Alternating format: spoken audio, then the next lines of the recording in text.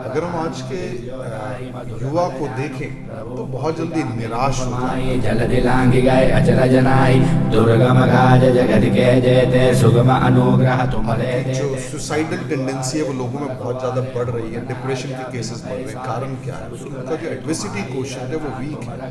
जब कभी लाइफ उनको चैलेंज देती है या ऐसी सिचुएशंस आती हैं जो उन्होंने पहले फेस बहुत पिशाच निकट नहीं आवे महावीर जब नाम सुनावे उसका सामना नहीं कर पाते, हिम्मत हार जाते। लेकिन अगर हम हनुमान जी के जीवन को देखें, हनुमान चालीसा को देखें, तो हनुमान जी ने समय अनुसार, व्यक्ति अनुसार अपना व्यवहार बदला और जब जब सिचुएशन आई उसके अनुसार उन्होंने जो कोई लावे सोई अमित जीवन बल पावे चारों जुग प्रताप तुम्हारा। Hello and welcome to Hanuman Chalisa series episode 10.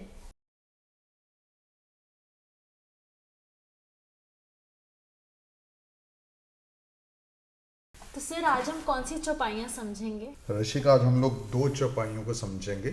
एक है सूक्ष्म रूप धरि सिंह दिखावा, बिकट रूप धरि लंक जरावा, और दूसरी है भीम रूप धरि असुर सहारे, रामचंद्र जी के काज सवारे। दोनों ही चौपाइयाँ बहुत पावरफुल हैं, बहुत स्ट्रांग है और एक बहुत ही पावरफुल मीनिंग देती हैं आज की जनरेशन के लिए। अगर हम पहली चौपाई का अर्थ देखें तो इस चौपाई में तुलसीदास जी कह रहे हैं कि हनुमान जी सूक्ष्म रूप धारण करके माँ सीता जी से मिले और बिकट रूप धारण करके उन्होंने लंका को जलाया।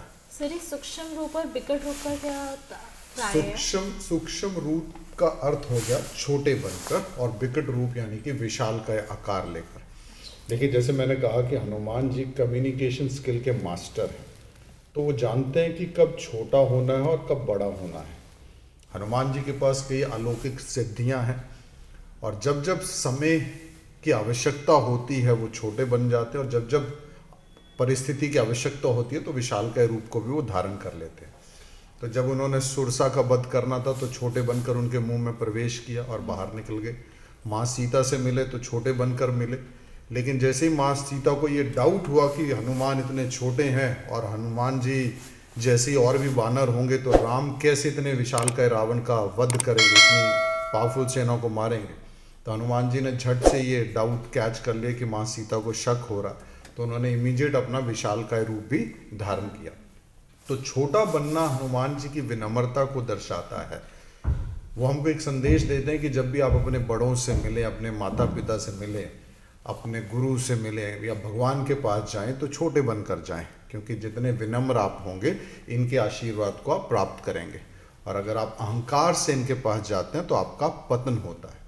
लेकिन जब जब परिस्थितियां अनुकूल नहीं होती हैं, प्रतिकूल होती हैं, तो फिर आपको विशालकाय रूप भी धारण करना पड़ता है।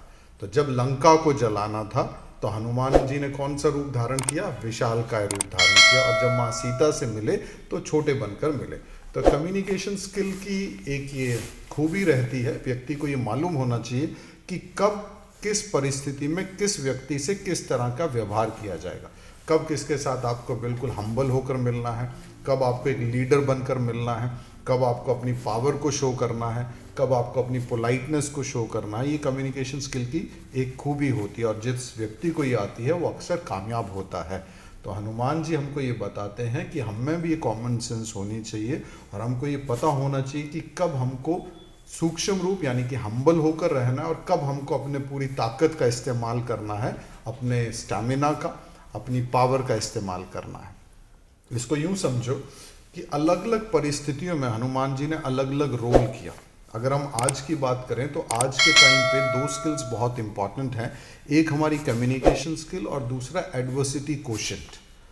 अगर हम आज के युवा को देखें तो बहुत जल्दी निराश हो जाता है। आपकी जो सुसाइडल टेंडेंसी है वो लोगों में बहुत ज़्यादा बढ़ रही है, डिप्रेशन के केसेस बढ़ रहे हैं। कारण क्या है? कि उनका जो एडवर्सिटी क्वोशिएंट है वो वीक है। जब कभी लाइफ उनको चैलेंज देती है या ऐसी सिचुएशंस आती हैं जो उन्होंने पहले फेस नहीं की हैं तो उसका सामना नहीं कर पाते और हिम्मत हार जाते हैं।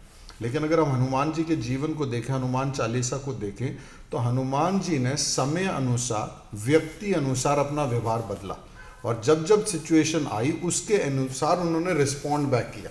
जैसे सुरसा से जब वो मिले तो छोटे बनकर मुंह में गए और बाहर निकल कर आ गए।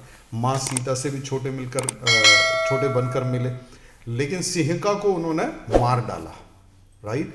और जो लंकनी थी उसको सिर्फ मुक्का मार के बेहोश किया, और जब रावण की लंका थी उसको जलाया और विशालकाय रूप धारण करके जलाया। और ये सारी सिचुएशन जो हनुमान जी के जीवन में आई ये इंस्टेंट थी, इसके लिए वो पहले से तैयार होकर नहीं गए थे। तो यहाँ पे हमको एक मैसेज मिलता है कि व्यक्ति को लाइफ में हर सिचुएशन की एडवांस प्रिपरेशन नहीं मिल सकती है। बहुत से ऐसे इंसिडेंट्स होंगे आपकी लाइफ में जो इमीडिएट आएंगे, और जब आप इमीडिएट उन इंसिडेंसेस को फेस करोगे तो उस समय आपको स्ट्रांग होकर और विशाल होकर उनका सामना करना पड़ता है। तो सूक्ष्म रूप धरि से ही दिखावा, विकट रूप धरि लंक जरावा, यानी कि छोटे बनकर आप माँ सीता से मिले और विशाल का रूप को धारण करके आपने लंका को जला दिया। दैट मीन्स जब जिस कम्युनिकेशन की रिक्वायरमेंट पड़ी उसी लैंग्वेज में हनुमान जी ने बात की। उनको मालूम था कि अगर मैं माँ सीता से मिल रहा हूँ तो उनको डाउट हो सकता है कि मैं राम जी का ही दूत हूँ या कहीं रावण का ही कोई व्यक्ति तो नहीं हूँ। तो बिल्कुल छोटे वानर बन गए जो देखने में बहुत सुंदर और क्यूट होता है, और उन्होंने राम कथा कही। जब राम कथा कही तो सीता जी का विश्वास जीत लिया, और फिर सीता जी को बोला कि आप फिक्र मत कीजिए, राम जी के साथ हम बहुत जल्दी आएंगे और रावण को जो है हम हराकर मारकर आपको ले जाएंगे। तो जब माँ सीता ने सुना तो उन्होंने पूछा कि हनुमान क्या बाकी वानर भी आपके जैसे ही? तो हनुमान जी एकदम से समझ गए कि माँ सीता को मेरे शरीर को देखकर डाउट हो रहा है। तो उसी वक्त उन्होंने कैसा रूप धारण किया? विशालकाय रूप धारण किया। और जब माँ सीता को उन्होंने अपना मैसेज दे दिया तो उसके बाद अब रावण को प्रभु श्री राम जी की शक्ति से मिलाना था, तो उन्होंने विशालकाय रूप धारण करके अशोक वाटिका को उजाड़ा और लंका को जलाया। तो ये हमें कम्युनिकेशन का सूत्र देता है कि जब जब आपको छोटा बनना है, छोटा बनकर आप राम कार्य को कीजिए, और जब आपको अपने आप को विशाल बनाना है तो आप अपनी पूरी ताकत का इस्तेमाल करके अपने लक्ष्य को अचीव कीजिए। और सब में उनका फोकस कहाँ पर है? राम जी का कार्य, उनका लक्ष्य। सर अब जो हमारी अगली चौपाई है, भीम रूप धरि असुर सहारे रामचंद्र के काज सवारे, तो इसका क्या तात्पर्य है और इसमें भीम रूप किसे कहा गया है? देखो पीछे हमने बोला विकट रूप, और यहाँ पे हम लोग रहे भीम रूप, और यहाँ पे चौपाई क्या बोल रही है? भीम रूप धरि असुर सहारे, यानी कि उन राक्षसों को मारने के लिए हनुमान जी ने और भी विशालकाय शरीर को धारण किया। देखिए हर व्यक्ति के जीवन में दुर्गुण और असुर होते हैं, काम, क्रोध, लोभ, अहंकार, और इनको आप इजीली नहीं मार सकते। इनसे लड़ना एक मुश्किल कार्य है, और इनसे जब आप लड़ते हैं तो आपको पूरी ताकत से लड़ना पड़ता है। तो यहाँ पे जब असुरों का संहार किया तो हनुमान जी ने छोटे बनकर नहीं किया, कैसे बनकर किया? भीम, यानी कि विशालकाय रूप को धारण किया।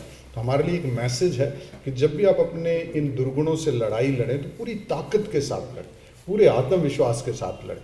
भीम रूप धरि असुर सहारे रामचंद्र के काज सवारे, और किसके कार्य पूर्ण किए? श्री राम जी के कार्य पूरे। अब यहाँ श्री राम जी के कार्य पूर्ण करने से तात्पर्य क्या है? तात्पर्य ये है कि जो भी हमारे फर्ज है, जो भी हमारी ड्यूटीज हैं, जो भी हमारे कर्तव्य हैं, उनको जब हम पूरा करने के लिए आगे बढ़ते हैं तो जिंदगी हमको चैलेंजेस देती है, और उन चैलेंजेस का सामना करने के लिए हमको बहुत स्ट्रांगली उनको फेस करना पड़ता है।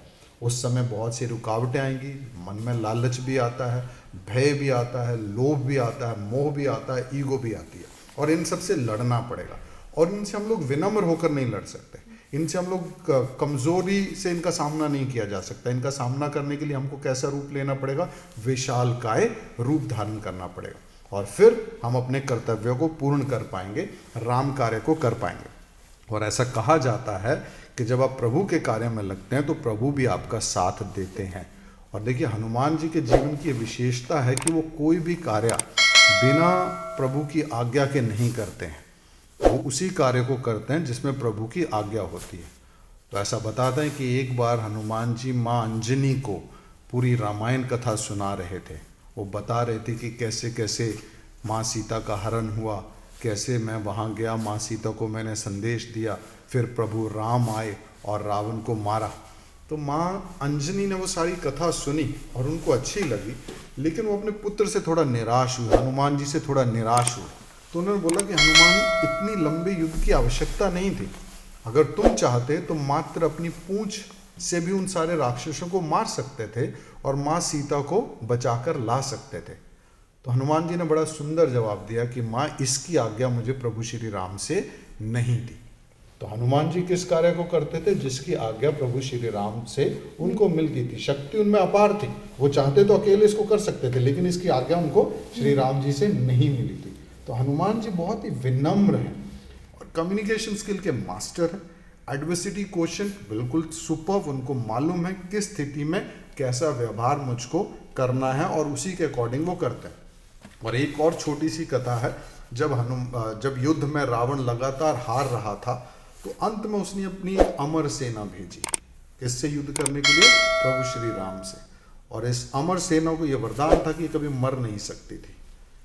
तो जब ये अमर सेना युद्ध पे जा रही थी तो रावण ने उनको बताया कि वहाँ एक वानर है जो बहुत शक्तिशाली भी है और बुद्धिमान भी है, उससे बचकर रहना।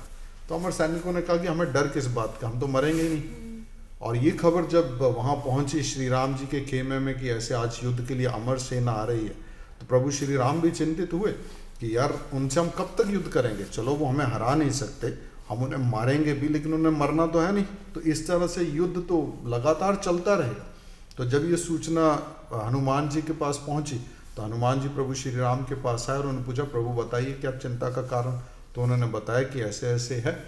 तो हनुमान जी ने कहा कि प्रभु चिंता मत कीजिए, बस आप आज्ञा दीजिए युद्ध में मुझे जाने की। तो प्रभु श्री राम ने पूछा लेकिन होगा कैसे, वो तो अमर सेना, वो मरेगी नहीं। उन्होंने कहा प्रभु उसकी फिक्र आप छोड़ दीजिए, बस आप अपना आशीर्वाद मुझे दीजिए और आज्ञा दीजिए कि मैं उस युद्ध में जाऊँ। तो श्री राम जी ने हनुमान जी को उस युद्ध में भेजा। हनुमान जी जब पहुंचे तो अमर सेना हनुमान जी को देखकर मुस्कुराई और बोलने लगी, तुम हमारा क्या बिगाड़ोगे, हम तो मरेंगे ही नहीं, हम तो अमर हैं। तो हनुमान जी ने कुछ नहीं कहा, उन्होंने अपनी पूंछ को लंबा किया और जितनी अमर सेना थी उसको अपनी पूंछ में लपेटा और इतने वेग से फेंका कि वायुमंडल से बाहर चल गए।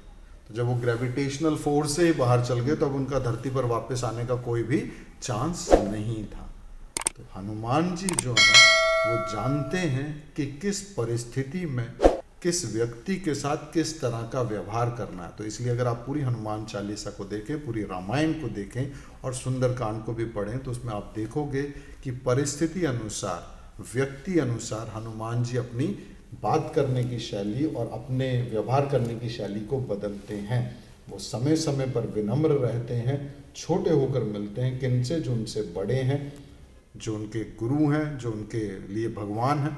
जब वो जाते हैं माँ सीता की खोज में तो सबसे पहले वो किसका आशीर्वाद लेते हैं? वृद्ध जामवंत का आशीर्वाद लेते हैं।